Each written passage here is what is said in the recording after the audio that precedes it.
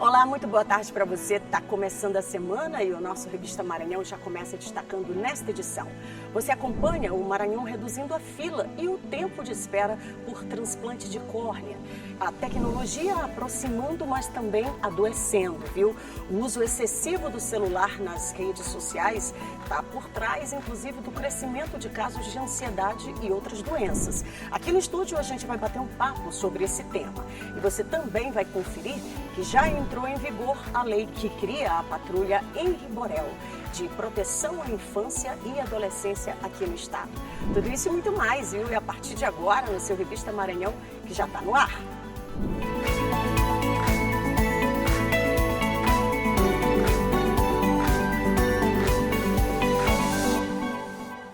Começando a semana, graças a Deus, o meu muito boa tarde para você. E, de repente, talvez você aí do outro lado deve estar se perguntando o que ela tem ali no rosto, né?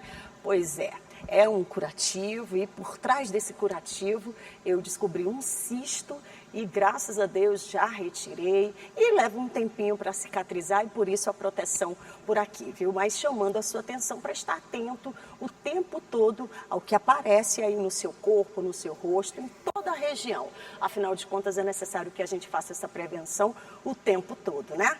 Mas, graças a Deus, com esse pezinho direito, a gente começa a semana e, se Deus quiser, nessa semana, eu desejo que você tenha muita paz, mas também que você tenha aquilo que a gente necessita, né?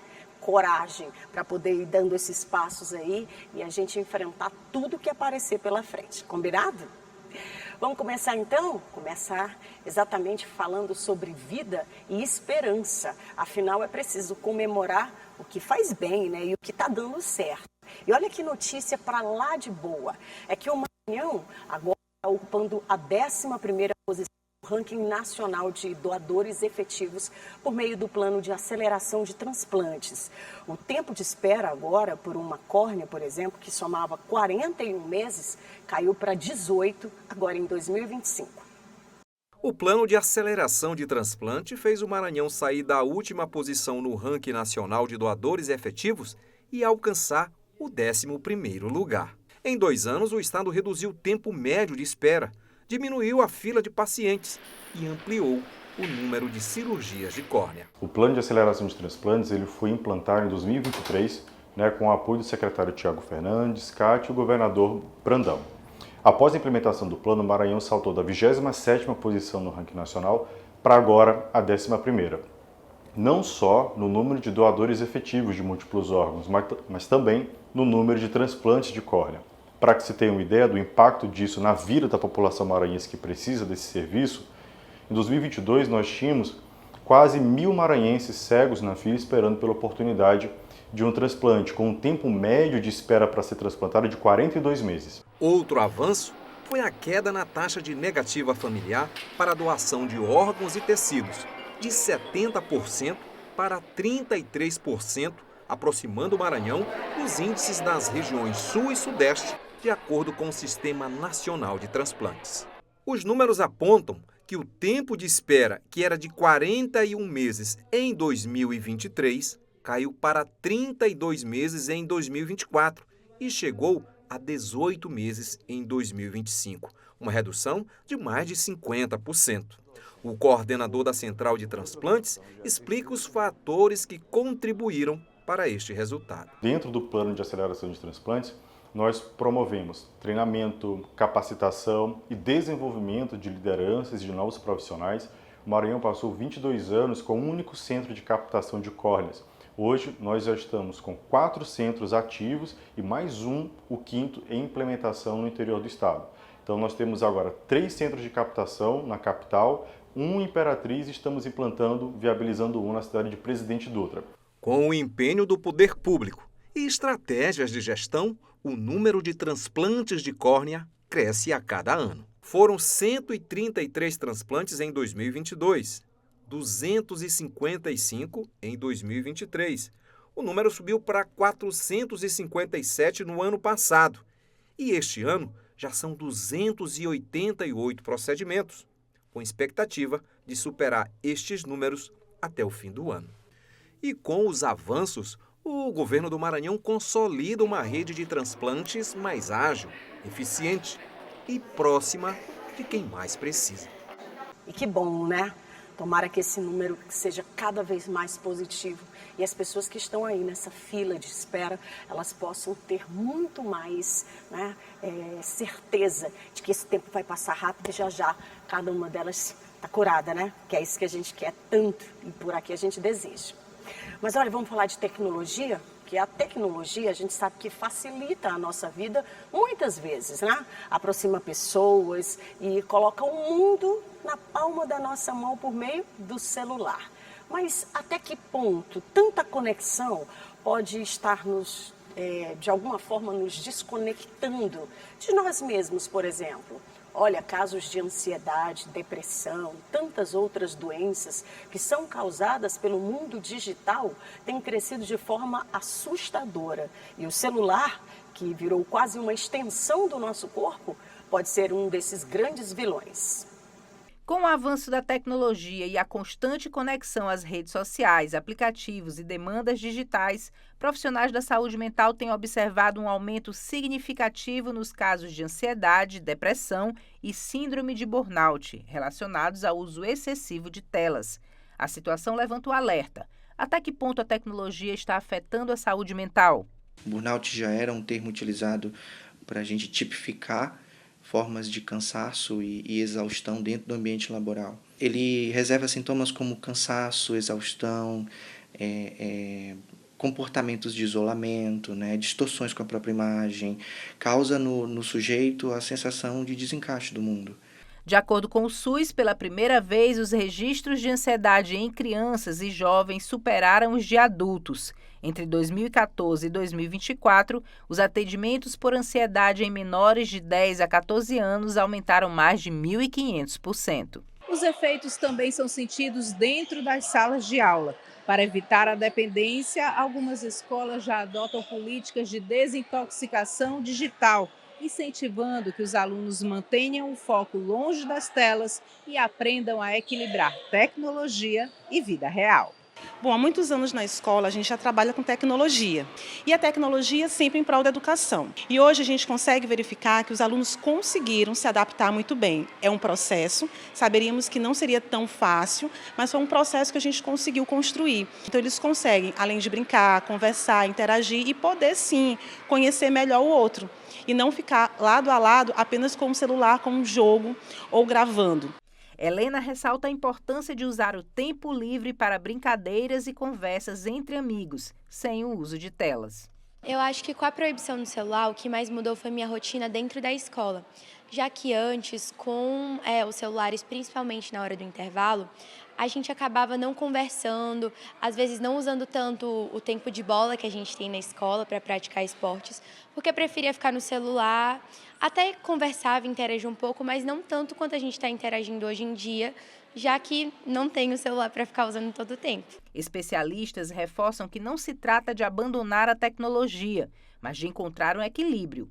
A prática de atividades físicas, momentos de desconexão e o uso consciente dos aparelhos são aliados para preservar a saúde mental em meio à hiperconectividade. A média seria em que intervalos de descanso você pudesse mediar mais ou menos uns 30 minutos por acesso, até que você conseguisse contabilizar 3 horas por dia. Algumas iniciativas não governamentais, elas já fazem parte desse processo, né? De parar com o uso do smartphone como uma estratégia de autoconsciência, de parar um pouco de utilizar a rede social, de me conectar com a realidade, conectar com os meus, família, amigos, relacionamentos, me ligar às coisas como estão no real, no presente, para que eu consiga, aos poucos, ir saindo um pouquinho dessa realidade fantasiosa que é as redes sociais ou qualquer tipo de dispositivo digital. Vocês viram aí, né, a nossa reportagem, mas será que a gente está pagando com a saúde mental o preço dessa hiperconectividade? Bom, a gente vai agora bater um papo, viu? Exatamente sobre esses impactos do uso excessivo das telas e o desafio de manter de alguma forma esse equilíbrio no mundo que não para, né, gente? Então, para falar sobre esse assunto, eu vou conversar com a doutora Tamires Cruz, ela que é médica em saúde mental e também psiquiatra. Seja muito bem-vinda, doutora.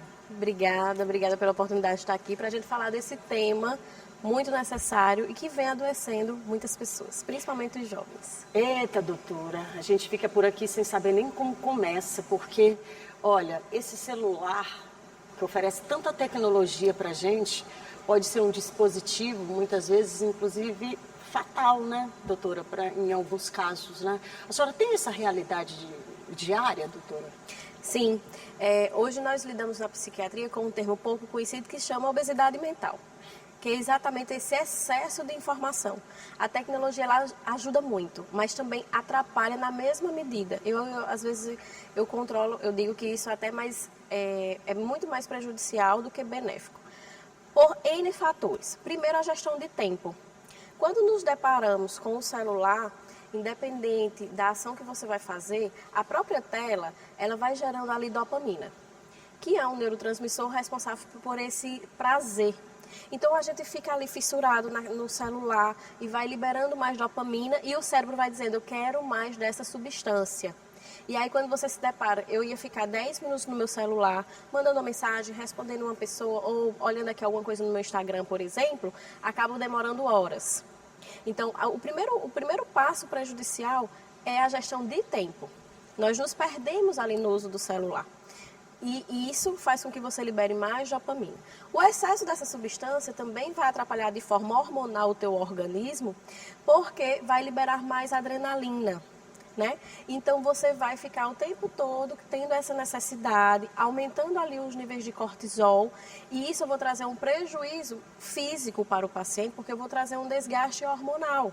O excesso de cortisol faz com que o meu cérebro ele tenha uma dificuldade de relaxamento.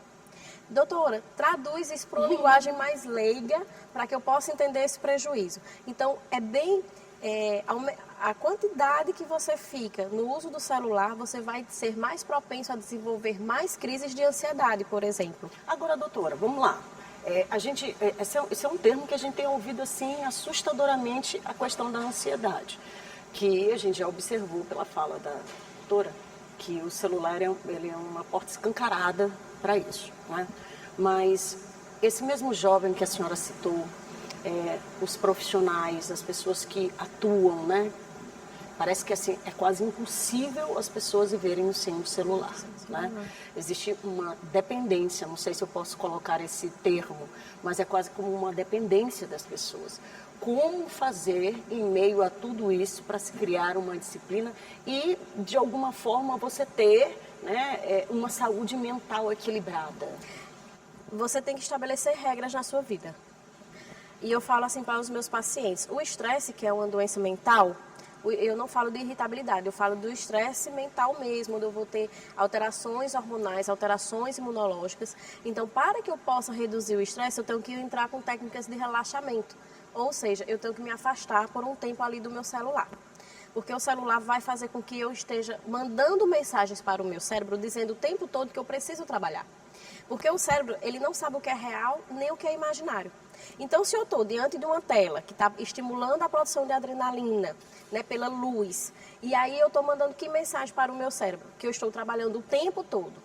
Uma pessoa que vai dormir, dá 10 horas da noite, está ali no celular, a mensagem que ela está mandando para o cérebro é que ainda é dia que eu estou trabalhando, porque ele não vai saber fazer essa diferença. Então, eu vou aumentar o meu nível de estresse e, como consequência, eu vou ter insônia. Então, o celular é muito bom, faz com que as pessoas se aproximem e, ao mesmo tempo, os relacionamentos também se afastem. Porque às vezes eu estou aqui, mexendo no meu celular, falando com pessoas à distância, mas a pessoa que está do meu lado, às vezes meu companheiro ou os meus filhos, nós acabamos nos distanciando, porque eu estou o tempo todo no celular. Então, o celular é muito bom, né? Nós precisamos do celular, mas com regras, com tempo. Você não vai trabalhar as 24 horas do seu dia, certo? Então, você tem que usar o celular como um instrumento de trabalho, pode ser até um instrumento de diversão também, mas tem que estabelecer limite de tempo, é a gestão de tempo. Eu não trabalho 24 horas do meu dia. Eu venho, trabalho 8 horas, depois eu vou fazer outras atividades. Então, com o celular, a mesma regra. Quanto tempo eu vou usar o celular aqui durante o meu trabalho? Vou ficar 1 hora e ter essa disciplina de ficar durante esse tempo que você estabeleceu. Para que isso não traga prejuízos físicos, mentais, né, emocionais, porque a partir do momento que eu tenho um desequilíbrio interno, seja imunológico, seja hormonal, eu vou ter um distúrbio corporal e mental e emocional, e também não atrapalhe a minha vida profissional, os meus relacionamentos, não me afaste das pessoas que estão próximas fisicamente, certo? E também na minha vida espiritual. Então, eu não posso agora criar essa dependência emocional no meu celular. Eu só vivo se for com o meu celular. Tudo tem um limite. Então, a gente tem que fazer essa gestão de tempo. Quanto tempo eu vou usar esse aparelho, que é uma ferramenta, para o meu dia a dia? E quanto tempo eu vou ficar fora dele para que o corpo ele consiga, vamos dizer assim, desacelerar, para que eu possa dormir bem, diminuir o meu nível de estresse e principalmente os níveis de ansiedade. Agora, doutora, a gente está nesse mês que eu costumo dizer que não é só no mês de alerta, tem que ser constante. Mas a gente tem esse mês símbolo, né, da saúde mental, de uma forma, né, global. Em que momento, doutora, que esse sinalzinho, esse alerta, esse start, ele começa a ser preocupante? E já engata uma segunda pergunta, quem está no entorno, que muitas vezes a pessoa ela não se atém, né? ela não desperta para isso. Mas quem está no entorno tem esse papel fundamental também. Os sinais de alerta eu sempre falo, quando o celular ele fizer na pessoa com que ela manifeste alterações de humor e alterações de comportamento. Alterações de comportamento. Era uma pessoa que gostava de sair de casa, que tinha disposição para ir para a academia, disposição para ir trabalhar, e agora ela só quer ficar no quarto trancada no celular. Então, assim, ela mudou o comportamento dela. Esse é um sinal de alerta. E o outro sinal de alerta é a alteração de humor. Por exemplo, o que é que você está vendo através desse aparelho? Quais são as informações? O cérebro não sabe o que é real e imaginário. Então, se eu uso esse equipamento para ver notícias ruins, violência, assalto, sabe? Só notícias ruins, o cérebro vai entender que aquilo que está acontecendo, na verdade, é com você.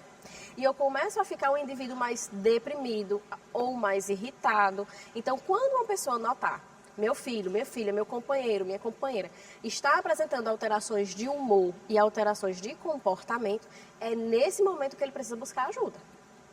É o primeiro sinal de alerta, é uma coisa simples. Ele era alegre, ele era feliz e agora ele fica muito mais irritado, agora ele fica muito mais triste. Sabe o pavio curto? Sim. Agora está com menos paciência, então mudou o humor. Está tendo essa alteração. Na mulher, por conta já de ser mulher, das alterações hormonais, nós notamos com mais facilidade. Só que não é apenas naquele período menstrual, é uma coisa mais crônica. Fica semanas, você está notando, por exemplo, que a sua companheira ou a sua filha está ficando mais tempo ali no quarto, só quer saber do celular. Agora não larga mais esse celular. Se vai dormir é com o celular na mão. Percebe que é uma mudança de comportamento, uma mudança de conduta? Sim, sim. Então, esses são os sinais de alerta mais fáceis de você identificar. E quando você identifica, ou você se percebe, ou você nota em alguém da sua família, do seu ambiente de trabalho, você tem que dizer assim, olha, isso não é saudável. Então, isso pode trazer prejuízos a longo prazo. Né? Eu sei que tem muito preconceito com as doenças psiquiátricas, mas também traz prejuízos para a saúde física como um todo. Sim. Então, na hora que você nota essa alteração de conduta, essa alteração de comportamento e de humor, é o momento que você tem que ir buscar ajuda, não esperar isso agravar. Gente, é um assunto extremamente complexo. Infelizmente, em razão do nosso tempo, eu vou precisar que a gente possa, em algum outro momento, aprofundar esse tema. Por isso, eu já quero convidar a senhora numa próxima oportunidade aqui com a gente e agradecer a sua disponibilidade, que eu sei que não é fácil, né, para lá, para cá, mas lhe agradecer estar com a gente aqui hoje. Eu que agradeço, porque falar sobre saúde mental, não só no mês de setembro, mas para mim é uma honra, é um prazer, fazer com que as pessoas se conscientizem, quebrem rótulos, quebrem tabus, preconceitos. E sim, eu não estou bem e eu preciso buscar ajuda, seja com psicólogo, seja com psiquiatra, mas precisa buscar ajuda porque as pessoas têm uma preocupação com as doenças, infarto, AVC, cardiovasculares, porque mata, Covid também, mas as pessoas também têm que ter a consciência que as doenças mentais são doenças e que também levam à morte se não tratadas no tempo adequado. Muito bem, obrigada. Obrigada, eu que agradeço. Mas olha, gente, ainda falando sobre saúde mental, o mês de setembro ele será todo dedicado para chamar a atenção justamente, né, para essas questões mentais. Então, precisa ficar atento com você e com quem estiver próximo também. Afinal, casos de depressão podem levar ao suicídio. Por isso, a gente precisa realmente falar e cuidar da nossa mente. Setembro é marcado pela cor amarela, símbolo da prevenção ao suicídio. A campanha busca ampliar o debate sobre saúde mental e ajudar a salvar vidas. De acordo com o Ministério da Saúde e a Organização Mundial da Saúde, todos os dias, pelo menos 32 brasileiros tiram suas próprias vidas. No mundo, estima-se que ocorra um suicídio a cada 40 segundos. O Setembro Amarelo busca sensibilizar a população sobre a importância da saúde mental e reduzir o estigma que ainda envolve o tema. O Ministério Público está engajado na causa com o projeto Rede do Bem Estamos Aqui para Ajudar, uma iniciativa que fortalece o acolhimento e a prevenção em parceria com o Fórum Estadual de Prevenção da Automutilação e do Suicídio. A Rede do Bem é um programa do Ministério Público que já se estende há 7 anos, que visa articular com todos os segmentos da sociedade para trazer uma política de prevenção ao suicídio e às lesões autoprovocadas. O suicídio em si não é uma condição que está vinculada apenas ao falar. A gente tem comportamentos, tem hábitos, tem funções motoras, tem repertórios familiares, tem comportamentos de dentro do ambiente familiar, tem questões biológicas e tudo isso, em função de ser multifatorial, muito provavelmente também precisa de tratamento multidisciplinar. Ainda hoje, o suicídio é cercado de preconceitos e visões equivocadas. Combater essas ideias é importante para lembrar que a saúde mental também precisa de atenção e cuidado, assim como a saúde do corpo. E olha, gente, eu estou indo para o intervalo, mas é muito rápido, demora só um minutinho, tá? E na volta, a gente traz aí a nova lei que já entrou em vigor, viu? É a Patrulha Henri Borel, de proteção à infância e à adolescência aqui no estado do Maranhão, viu? E tem ainda uma iniciativa inovadora dos alunos do IFMA, daqui da capital, que está dando o que falar. Você quer saber o que é? Então não perde não, daqui a pouquinho depois do intervalo, eu estou te esperando.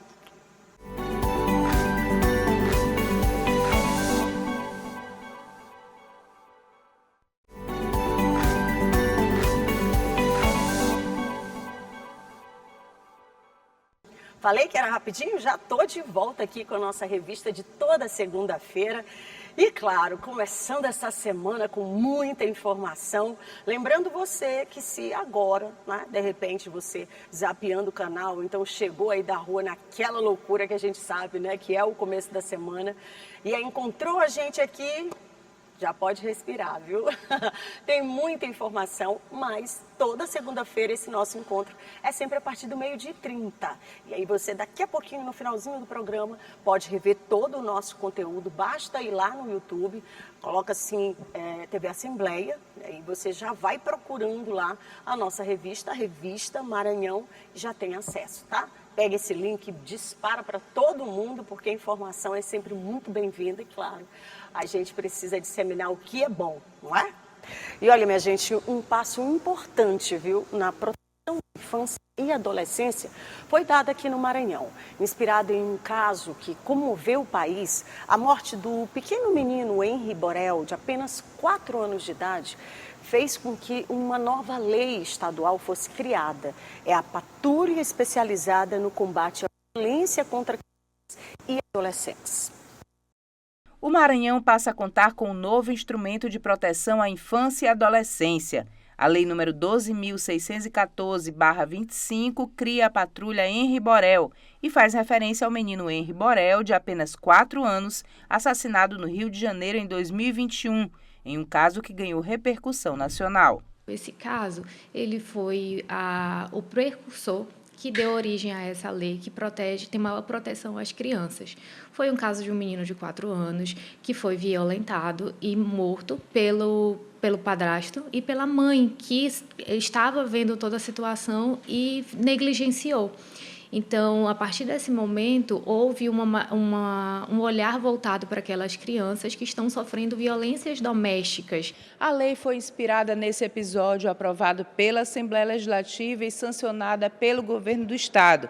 Agora, com a Patrulha Henri Borel, o Maranhão reforça o compromisso no combate à violência doméstica e familiar contra crianças e adolescentes. Entre as diretrizes da nova patrulha estão capacitação das equipes, monitoramento dos casos e atendimento humanizado, de forma a reduzir a reincidência da violência. E essa lei, ela foi classificada como um crime que é contra menores de 14 anos, foi aumentado de pena, crime hediondo, e se for praticado pelo pai, pela mãe ou por alguém que tenha um poder, né, sobre aquela criança, um responsável, a pena é aumentada ainda mais em relação a essas violências. Com a patrulha Henri Borel, o Maranhão amplia a rede de proteção e envia um recado claro: violência contra crianças e adolescentes não será tolerada. Extremamente importante, né? Mas olha, as nossas leis que são criadas, elas são muito bem-vindas. Mas você sabe o que é interessante também? Você aí do outro lado, que você possa sim ficar atento a todo momento. Afinal de contas, as crianças elas estão dentro de casa e a gente precisa ouvir. Então você que é vizinho, você que está ali no entorno dessas crianças, precisa prestar atenção, porque a criança, apesar de estar com medo e não falar, os olhos, elas transmitem pelos olhos. Então, muita atenção para que a gente possa, sim, proteger as nossas crianças, mas toda a sociedade, todo mundo fazendo o seu papel e denuncie, tá? Mas, olha, já imaginou usar um batom? Você aí, a mulherada, né? Mas um batom feito com ativos naturais da nossa própria biodiversidade? Pois é, gente, uma iniciativa inovadora que nasceu dentro do laboratório do Instituto Federal aqui do Maranhão, localizado aqui na capital, está transformando, né, ciência exatamente em beleza. Confira na reportagem. Do laboratório do Instituto Federal do Maranhão, no campus Monte Castelo, em São Luís, nasceu a ideia de transformar ativos naturais em cosméticos. A partir das pesquisas de professores e estudantes de biologia, química e designer, surgiu a startup, que já fabrica batons, hidratantes, esmaltes, uma variedade de produtos de beleza. Temos óleos, manteigas, hidrolatos, extratos a partir de bacuri, açaí, cupuaçu, babaçu, murumuru, tucumã. É uma variedade imensa, né? Tudo feito aqui dentro do laboratório, né? Com a ajuda de toda a equipe. O próximo projeto de pesquisa é voltado à startup produzindo novos produtos a partir de bacuri. Então, a partir do próximo ano, a gente já vai estar tendo também novos produtos que vão ser confeccionados, produzidos por mim e pela nossa equipe. Aqui o trabalho de pesquisa não para. Eles estão o tempo todo fazendo testes para que os produtos deem certo. E estão dando. Tanto que a linha de cosméticos naturais já tem até nome, Aranducá, que significa sabedoria da floresta. E não poderia ser diferente. A matéria-prima desses produtos vem da natureza. Buriti, cupuaçu, bacuri e olha só, o açaí. O tradicional Jussara do Maranhão também não poderia faltar. Este aqui é um hidratante natural feito à base do açaí. E eu já senti o cheiro e posso garantir, é uma delícia.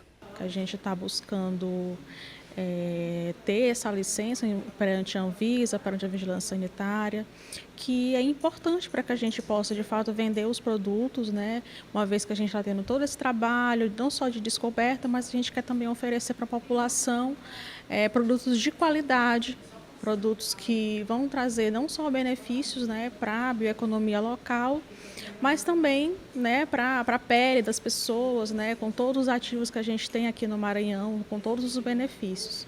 As frutas de espécies nativas utilizadas nas pesquisas vêm de comunidades tradicionais do Maranhão. O objetivo é também valorizar a cadeia produtiva local e, ao mesmo tempo, preservar a biodiversidade. Os pesquisadores do IFMA sonham agora em ver os protótipos transformados em cosméticos prontos, liberados pela Anvisa para comercialização. Os benefícios de cada um deles já foram testados e comprovados cientificamente. São produtos que na ação cosmética, por mais que a gente não está prometendo medicamento, porque eles não são medicamentos, é importante destacar que eles são cosméticos, mas os próprios ativos da natureza, eles já trazem esses benefícios de maneira intrínseca, né? Então é importante destacar esses benefícios. Cosméticos que carregam ciência, identidade maranhense e o desejo de um futuro sustentável. Que maravilha, né? A gente unindo aí o útil ao agradável e de forma correta, né? Que maravilha. Eu espero que esses alunos tenham criatividade, entusiasmo, muita inteligência para seguirem aí apostando exatamente nisso. Conhecimento que abre, assim, portas fantásticas e para a vida, né? Eu vou me despedindo por aqui, desejando que você tenha assim, uma semana abençoada, que a sua semana seja de muitas vitórias e conquistas. Segunda-feira que vem, se Deus quiser, a gente está de volta aqui. Eu acho que já sem esse band-aid por aqui, tá? Um beijo no coração, fique em paz. Logo mais tem outras informações, claro. Por isso, não saia aqui da nossa TV Assembleia, tá? Fica com Deus e em paz. Tchau, tchau.